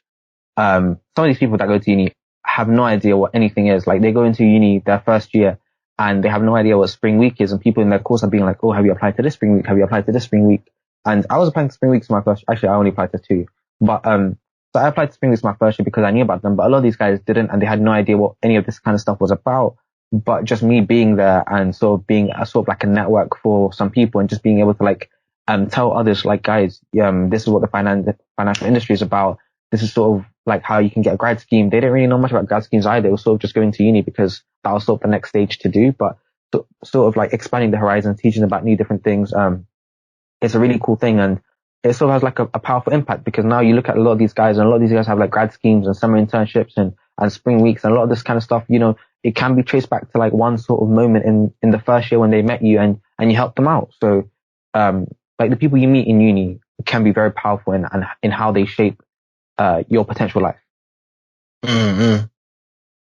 I think that's a big thing as well. Like, because when you get to uni, like you talked about at the beginning of the podcast, like you have a lot more free time. Mm-hmm. And even if you don't, you know about these opportunities, this is the first time in life you really have the time to go out there and explore all these different avenues because like there's no way I would have started a podcast like in the working life because I wouldn't have had the time. But having the flexibility as well as all the opportunities and the resources and the people in uni, like it really is unparalleled, I feel like, to any other stage in life. Yeah, 100%. And I think that's why you just need to use it to the maximum. Do you think you did, looking back? I think my first year, definitely not. My second year, I sort of started getting into the rhythm of it, but my third year, I think I used uni to the absolute max. I think I maxed out my experience during my third year. I think that's when I probably had like the full experience and I was like incredibly satisfied with everything. So like third year is when I put 100% work, 100% of effort into my degree and my studies. I mashed hard. I was part of the committee for the Somali site in UCL, and on my third year, we mashed incredibly hard there. And so we raised, I think, like £20,000 for charity, to build, I think at the time, what was it? It was to like fund maternal health care in Somalia. So then like funding, training for nurses and midwives to help pregnant mothers and pregnant, women give birth, and then like sort of help develop a more systematic and formal education for these nurses and midwives outside of just like people in the family that sort of know how to help people give birth, sort of just giving some more like formal medical health training. And this was sort of done in conjunction with like Yale University that had people in the ground doing this kind of work. And it was really an incredible feeling. And it was sort of like you felt like you had an impact and you felt like you were making some changes. And that was just on a society. But then on that society, working with these guys, it develops like really like deep bonds with these guys. And, that's just one society, this one committee. But then like other people you meet in uni, the experiences that you have, the people that you meet, you just do so many different things. And I just did so many different things in my third year that, when I left uni and I graduated in my third year, I was sort of like, oh, I wish I just did masters just for one more year of doing this, because I wish I just had a bit more time, or I wish I changed things from first year to be able to have experienced this a little bit more. But I think it's life and it is what it is. Yeah, I hear you. It's almost like you kind of hit full stride on the last lap, but when it was just kind of too late to. I mean, it sounds like you still did a lot. Like that's a crazy thing that you did with raising the money and stuff. But yeah, you can only imagine what one more year would have done. Yeah, it is. I mean, as in, it's the journey that matters, isn't it? It's the mental development behind it, because I went through all of that in first year to know, for example, I've learned what I did wrong in first year, because then I took that into my second year, and then I took what went well in my second year and put it into my third year. So like, yeah, I can say I have regrets of what happened in first year, of what I could have done more on, or what I could have done less in. But again, it's sort of, I'm also glad I went through that experience as well, because it's sort of, I would now have went through it, I still understand what I did wrong. Do you feel like you still have the flexibility to, I guess, excel and build on yourself now that you're at work? As in, but like build upon myself how? As in outside of my career, or sort of just like personal development goals? I guess a mix of the two, because you were saying you took what worked in first year and applied it to second year, and then second year to third year. Can you still do, what worked well in third year and apply that to your work? Or is it kind of like, now that uni's over, it's just a fresh start? It's a bit of both, really. I think in the case where going to uni, I think it gave me a mentality of whatever's going to get mashed will get mashed. Whatever work has to get done will get done. I think, especially in times of struggle during my exam season or during times of struggle during coursework season, there were times when you're just like, I don't know if I can get this exam done. I don't know if I can but then you just mentally just push yourself to the brink where you're thinking, by this time next week, it's done. Like, it's going to get done regardless. Like, this will get mashed. This will get worked on. It will be finished. And I just need to keep going to push myself to finish this task. And I've taken that mentality into work where, for example, you go through some tough, tasks and projects at work where you're sort of thinking you can't really see the end goal. You can't really see the aim or the task or the objective. Or as in, the task and objective, you just don't know how you're going to get there to the end. It's sort of like, there's a bit of an unclear or murky pathway. And that mentality sort of helped me be like, yeah, you know what? It's going to get mashed. Like, this time next week, it's done. I just need to make sure I get into that position to be able to finish it and just keep like trotting along the way. And like mentality wise, that sort of really helped like strengthen my resolve. But in terms of like personal development, it's sort of, I think once you finish uni, you're sort of lost mentally. I think I was lost mentally when I finished university because I was sort of thinking to myself, where do I want to be? Like, you get asked that typical interview question, where do you want to be in 5 years? And you sort of always have to give that generic BS, be like, yeah, in 5 years, I want to be working at, a company like this, or maybe yours, blah, blah, blah. Just be like, working in this, being in this position, being able to work in a fast paced environment, that's sort of blah, but like, all the key buzzwords and you're just trying shit. But once you finish uni, you actually have to think about, okay, my grad scheme's for 2 years. Once I finish my grad scheme, that's like, where do I go from there? What do I really want to do in my career? And sort of like, I had this conversation with my manager, I think 2 weeks ago, because he was like to me, Osman, like, where do you want to be in 5 years? Like, what do you want your career to be? Like, I'm your manager. You can sort of tell me, like, what kind of things do you want out of your career? What kind of things do you want to do? And like, where is the right place for you to develop? And I just told my manager, honestly, I have no idea. Like, I just don't know right now.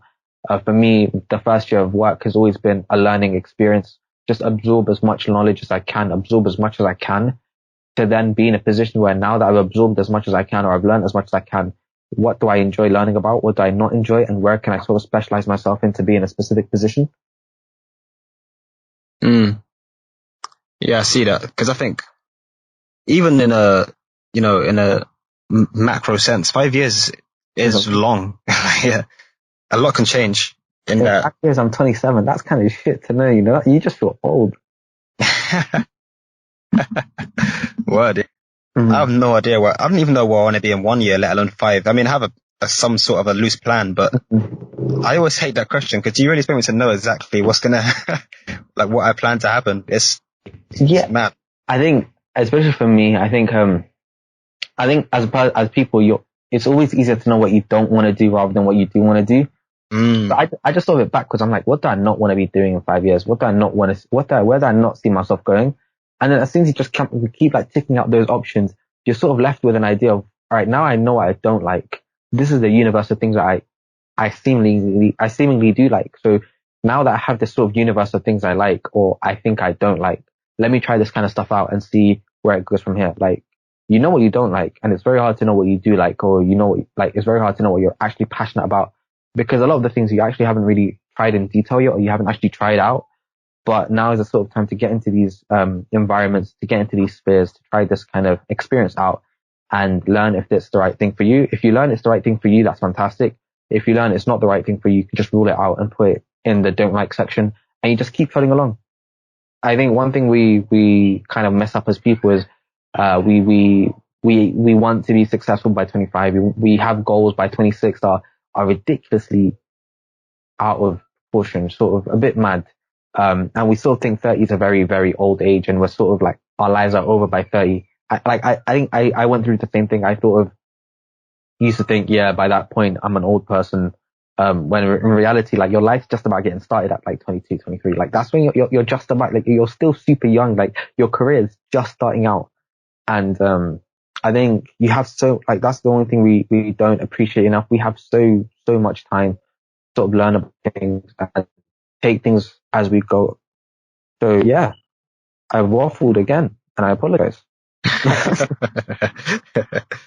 Nah, it's all good content, man. I think I agree, especially in the last point. Like, even being old now is different. Like, I remember I was talking to, I think it might have been on Times Ruins, it might not have been, but on top of Aubameyang, saying like, oh, he's 31 now, he's getting old. I'm like, 31, back in 2001 was old for football. Yeah. But 31 now is like, 26 back then. You're not actually getting old until you're probably hitting around 34, 36. Like, I mean, this is obviously an optimistic view because of how much I look at tech. But like, my perspective is that we're going to live to at least, 130, 140, maybe even 150, just because of how. What? 130? Mate, are you mad? Are honestly, you like, if you think about it, the people that are 90 years old today were born in what, 1930?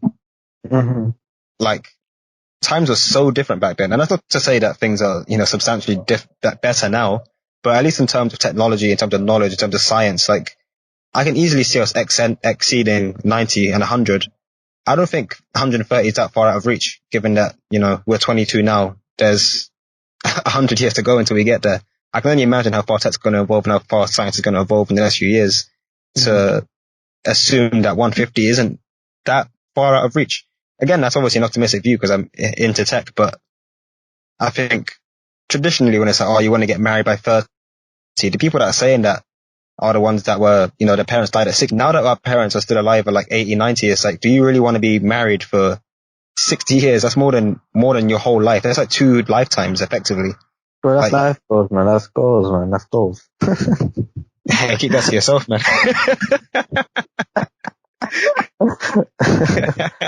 I don't know.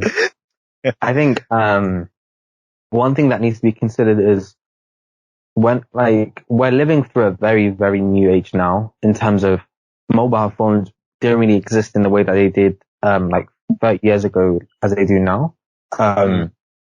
Televisions aren't as consumed as deeply as they are now.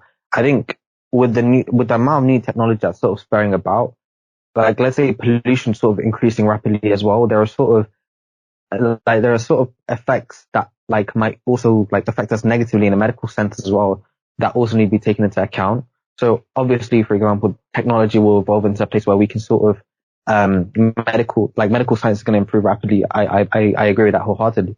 But I think there are also like negative aspects of technology or negative aspects of the environment that we live in, which can also limit us as people in terms of expected age. So I don't know. I think for me, 130 is a bit optimistic. I'm thinking like maybe 100, 105. Maybe like, I'm thinking like 90 and 105. That's sort of my like sort of expectation or estimate on like average lifetime. I hear you. I don't know, man. Like, my granddad passed at what, 93, 92? Like, if I only make it to 90 and I was born 70 years later, I'm going to be a bit mad. That is such a wild take. That is the wildest take. Someone said I'm mad because my granddad was 93 and I was 90. What kind of take is this? Oh man, I'm the epitome of cancel culture, man. I cleaned up for socials, but I can't wait to cancel you. I can't wait.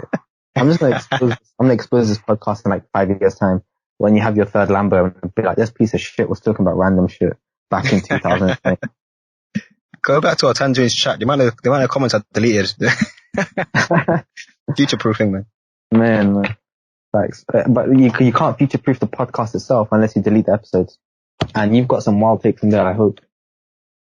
Never know, man. I've got too much power as the editor. Oh shit, yeah, I forgot you are the, you know what, we need more editors because I think it's just a bit biased because the amount of shit you've got me on is ridiculous. I think you just target me specifically. How can I not target a Man City fan? A United fan, bro. Get right. I know you did that on purpose, you piece of shit. Nah, I honestly forgot. Yeah. Because how many City fans do you know? Just you. Okay. All right. Well played. Them ones, man. Fuck City.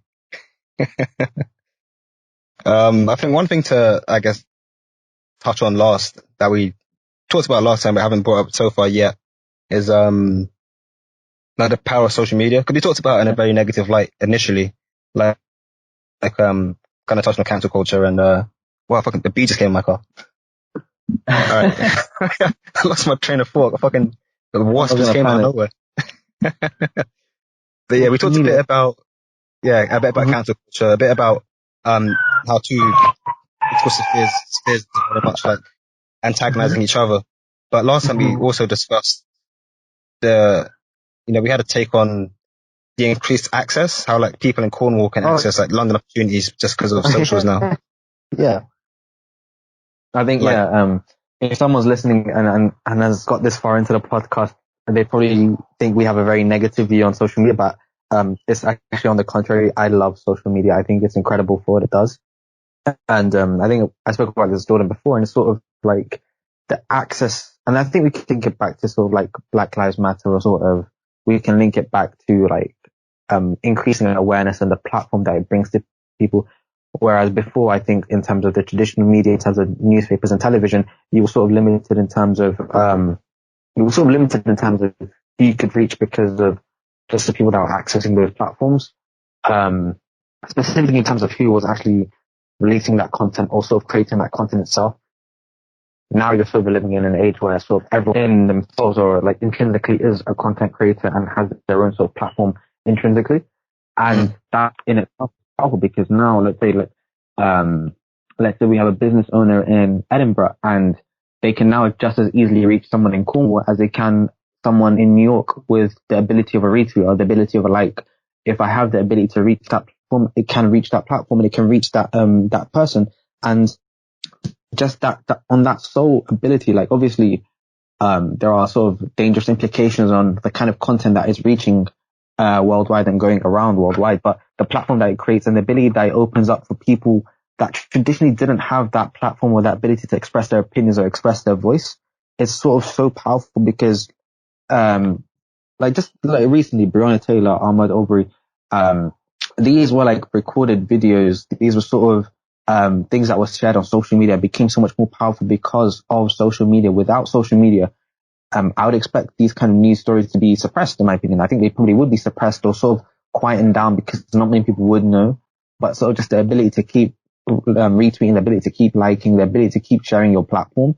And now everyone is a content creator.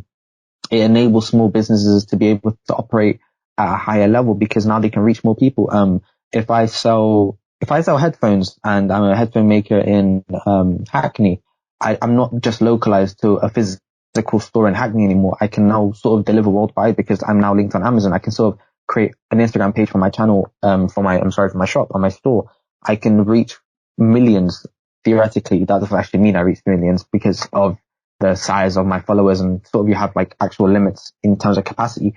But I think for me, the positives outweigh the benefits dramatically because of the potential goodness that you can do. Obviously, like in terms of potential bad that can happen, it's great too, but I just love what you can do with social media. I think it's incredible. I think it enables, it's a very enabling thing. It's free. You don't need to pay to make an Instagram account. You don't need to pay to make a Twitter account. You can make it. And just from that ability, you can start promoting stuff. You can start sharing stuff. You can start creating stuff. And I can start sharing my thoughts with the world. And I think that's an incredible and a very powerful tool. Yeah. Completely agree, man. I think my take as well is that technology and social media in particular is very much like a tool.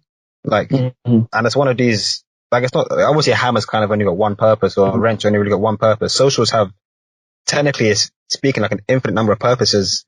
And obviously anything can be used in a good or a bad way, but the intrinsic, nature of social media is overwhelmingly positive. And I think, like we talked about this a bit on the Tangerines channel as well, but like certain adjustments could be made to just make things not perfect, but way better. For example, you talked about, what was it? Have an ID. Like you have to verify yourself on Twitter, for example, so you can't just spit out random hate. I'd love that. But again, people have burner accounts. I think people tell me, oh yeah, but I want a burner account. I want a private account that I don't need to I don't want to share my identity with the public. I think it needs to be worked out in a way that, for example, if I make an account, I can just verify my identity and I don't need to share my identity with the world, but at least it's verified with Twitter itself. But again, that's very dangerous in terms of like data and data protection, data privacy laws. I think there needs to be some sort of I think that's one of the biggest issues with the tech industry in terms, it's data privacy and data regulation. That's sort of one of the issues where in terms of governance, they sort of struggle with. But I think there needs to be a lot ironed out in terms of data collection, data privacy, and data acts. But I think once that gets ironed out, I think the ability to sort of make a Twitter account, you have to verify your identity with Twitter. And for example, if someone reports you for spewing nonsense hate, spewing racism, spewing just hate comments, you can be tracked down because of your identity, and that can sort of help, just help like limit the number of sort of abuse people get. And I think that'll be a great thing. Yeah, absolutely. I think we're coming up to the 130, 145 sweet spot. So I'm going to take one quick final take on that. But I think, to be fair, as someone who loves tech, I want to take a shot at lawyers, because these men that take so long to come up with these tech laws, these tech regulations, like, come on, man. It's not that hard. I remember watching Facebook's, like, Mark Zuckerberg sat down in front of, it wasn't Congress, but it was like obviously some high court in America, and they were saying some dumb crap. I'm like, you guys really need to up your game, because the biggest barrier, the biggest obstacle right now of tech, and I'm sure to some degree you can agree with this as well, it's like, it's the financial institution, just the lawyers, it's the guys that don't know how to use it or don't understand how it works, that are really enabling these idiots to take advantage and to make it appear as a negative thing. Like with football, we talked about these guys that come out with these mad racist DMs that send in these racist tweets. If there was a law that came out way back saying like you have to do a certain thing before you can get onto socials, or Twitter need to keep track of certain amount of data, things would make so much more sense. The fact that, we talked about earlier in the podcast, like Cambridge Analytica, all these things can frequently abuse data, just goes to show how these institutions are just so, like you talked about as well, the governance, like the governance institutions are so far behind at regulating tech, so far behind at implementing laws and rules that help keep you safe online. Like there's a big disconnect there. And I think that's something that needs to be addressed. Like all the future lawyers that listen to this, fix up your game. I think one thing you have to realize is, like, let's say I create Twitter in 2009. Am I going to expect Data Privacy Act or Data Right Act in 2008 before Twitter was created, before these issues come up? I think, like, when you think about how laws are created, they're sort of created in response or sort of in return to something happening or an action happening to say that we should prevent this from happening again. Very reactive. This law, as in, like, it's very like reactive, and that's the whole thing. Like tech is, I think, obviously because we are growing up in a very like technology heavy area or era. Sorry, like it's very tech heavy. We're sort of surrounded by tech. We sort of think that, all right, tech is very sort of like old in the sense that, for example, it's been around since we were kids. But in terms of like, when you think about like modern history, it's very, very, very new. And to expect the laws to come out immediately is also sort of unrealistic, because like, again, we never really knew the implications of like data rights and data privacy and how data can be abused until we found out about the Cambridge Analytica thing in 2016. Until then, we never really knew about the depth that Facebook went into and how like sort of data was collected on people and how it can be used to sort of swing political agendas. But now that we know, how do we then prevent it? It's sort of like, I know you say that, for example, when like if we knew years back that that you needed a reason to create a Twitter account, like Twitter would never have blown up because people would never been able to make Twitter accounts. Like these laws wouldn't have been created in the first place. I think it's something that needs to happen now rather than it should have happened before. But it's going to be a long haul. I don't know. As in, like, how are you going to work? Let's say, for example, you need a Twitter account. You need identity to you need ID to verify a Twitter account. Does that mean all active Twitter accounts have to verify their identity? Like, how is that going to work with, like, I don't know, like 30, 40, 50, 60 million profiles that exist across Twitter? Like, it's going to be a ridiculous amount of sort of like supervision. It's going to be, it's going to take a long haul. And I don't know, I think it's going to face a lot of it's going to take at least like 5-6 years to even push through it to become an act, in my opinion. Absolutely. I just think we should have been more, I guess, proactive. Like my stance on it is I see these lawyers that know that tech's about, but it's like when you have, is it patent law? I don't know how to pronounce the word. Yeah. But like that sector obviously exists, and you'd think those guys would see like, okay, Apple are trying to implement, this new voice assistant, Siri back in 2009 or whatever. They would tell the guys that make the laws and be like, look, this is what's coming out. Try and think of ways this can be abused, and then we'll go from there. I think it's crazy how, as you mentioned, like it took until 2016 to be like, oh shit, data's bad, like, and then suddenly ban everything, and now they're trying to slowly retract some of these bans. Like, what did they trigger? Was it Article 50? What was Brexit? Was Brexit 59? There was another article that they triggered that kind of like banned. I don't actually, I can't remember. I don't know the actual article. I think Brexit was triggered by Article 50. Okay. There was another one that I think was 59 or 64. Like it was like called the meme ban. I don't know if you remember seeing that around. Oh, how they're banning memes and changing. Yeah, or the copyright rules. It's like, it's just so stupid that you have to get good. Just be better.